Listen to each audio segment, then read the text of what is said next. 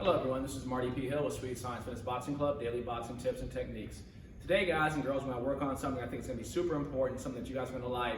So I know a lot of you guys will be doing a lot of home training here over the next couple of weeks, and you'll be having individuals who aren't, your typical boxing coaches, hopefully holding focus mitts for you. And I know at times that can be a difficult and daunting task for people who never held focus mitts. You're going to be having husbands holding mitts for wives, and wives holding mitts for husbands, and kids holding mitts for the parents, and so on and so forth. So we want to give you kind of a brief tutorial of how to hold the focus mitts, or how to teach someone at home how to hold the focus mitts during this time period, okay? So, very basic and very standard way of holding mitts is what you really want to be able to do is have both individuals get into a boxing stance. It's really difficult to have a person standing like this square trying to hold the focus mitts. Number one, there's no way to really brace the impact. And number two, you're also kind of messing up as far as where the target should be. When you box someone hitting a bag or sparring or competing, you're not hitting or throwing at wide targets. You're throwing at narrow targets that are designed for specific points of the body, face, and so on and so forth. So make sure, number one, you get your person who's holding the mitts into a boxing stance. If they're a right-handed boxer or a conventional boxer, you want to get them with their left foot forward and their right foot back at about 40 degrees. Make sure their right foot is slightly outside of their left, all right? So they can brace themselves and be in an athletic stance that gives them some balance. That's number one. Number two, you want to make sure that their left hand, identical to their left leg or left kneecap, should be slightly out front, okay? The right hand should be slightly behind, just like if you were boxing. Same exact stance, the boxer should mirror the person holding the mitts. So you should be sitting just like this if they're holding mitts. From the side view, it should look like this. All right, left foot forward, right leg back, left hand, right hand. All right. Second, again, basic punches in boxing. Your number one punch will be the jab. What we always tell our clients is think of it this way. The boxer is the racehorse. The mitt holder or the coach is the jockey. The boxer cannot take off running unless the mitt holder or the coach essentially pulls the reins. So what I mean by that is a lot of times we'll see people holding mitts for boxers and they're just holding them here and the boxer's just going all willy-nilly. No, they're called focus mitts for a reason. You want the boxer to be able to focus on when you call for the punch and then also focus on the target of the punch. I'm going to give you another big rule of thumb. The only thing designed in the boxing gym to be hit hard are heavy bags.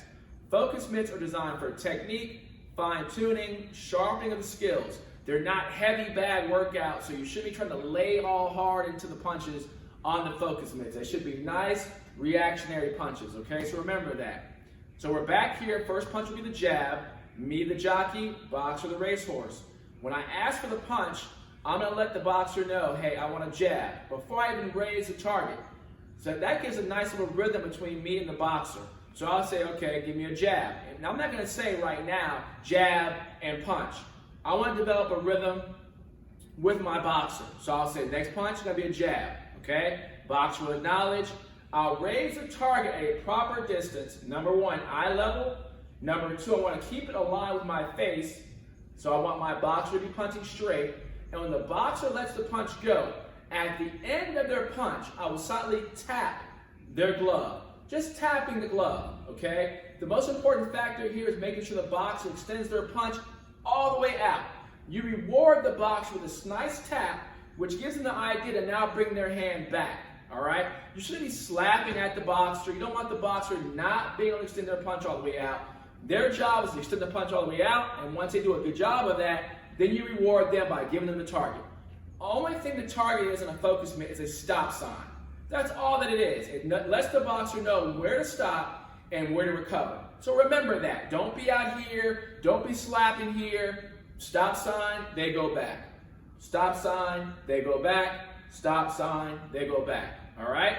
So you have the jab, will be here, aligned with my left shoulder, right? You want to be able to see right down the barrel of that target or that focus mitt, and I come back. Right hand, I pivot out, same thing. If you notice I'm throwing my right hand with the focus mitt, the same exact way that I would be throwing a punch. Now the beauty of focus mitts while you're at home, it's actually a two-sided workout. Because while your boxer is boxing like so, you should be positioning the focus mitt the same exact way. Your right hand should be here, you should be in your boxing stance, and you're essentially boxing right back. Right hand, same exact thing. As you actually can see, I'm even pivoting my right hip or my right foot into the mid. Okay? So I have my jab, bada bing, the right hand, and boom. All right. Now, one of the difficult punches to hold for is going to be the left hook. The left hook. Now, I would tell most beginners who are just holding focus mitts, it may be best just to go with the jab, across, a jab cross, touch, touch, the jab cross jab, touch, touch, touch, and of course the jab cross, touch, touch, touch, touch. All right? So now when you get into the other combinations, your left hooks, you want to be able to hold that mitt like so, about right here, chin level, away from your face. Make sure you brace your shoulder, okay? Now again, with the left hook, what you don't want to do for your boxer, you don't want to be way back here, because that's going to mess up your boxer's timing. You don't want that. You want their punch to be right here. Again, it's not a hard punch. It's a small, compact shot. It should be right about here, about the chin level. As soon as they touch your glove, they bring it back. They touch the glove, and they bring it back. They touch the glove, and they bring it back. What you should not have happen is it hitting your shoulder way back here. That will cause damage and injury. So it's here, and touch, and touch, and touch. The great Emanuel Steward used to take the impact and then let it come out the shoulder. That way you're making sure you don't damage your shoulder. You touch and let it go. Touch and let it go. If not, keep that shoulder super tight. Bring that left hip. Slight impact to make sure that athlete is not tearing your shoulder up for the left hook. Okay? Right uppercut, same exact concept. You want to give the boxer an oven mitt, like so. It should be about the chin level. The athlete will come under. They will slightly tap, give you just a little bit of leverage, and that is it. Your right arm should not be flying back here. You should not be back here. When you're holding the focus mitt as well for the right uppercut, it should not be way down here. It should not be way back here. You want to have it about right here, chin level, because that's where that punch goes, okay? Boom, boom, boom.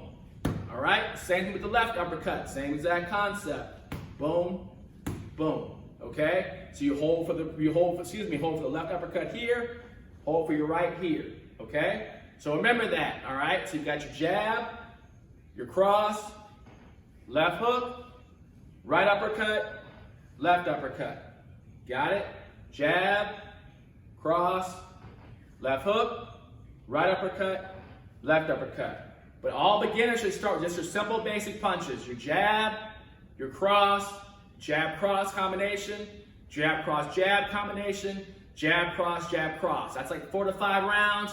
You can mix those combinations up, and those should give you a really great stay-at-home workout. And you can stay away from the hooks and the uppercuts, for a little while until you get more experience, and we can get deeper into that over time. But stay tuned to our channel. Coming up next week, we'll start shooting some of our videos. We'll start doing online classes, showing you again how to hold the mitts, getting deeper into some of the combinations that you can do at your stay-at-home workouts. Stay tuned to SweetScienceBoxingClub.com for our boxing tips and techniques. Thank you.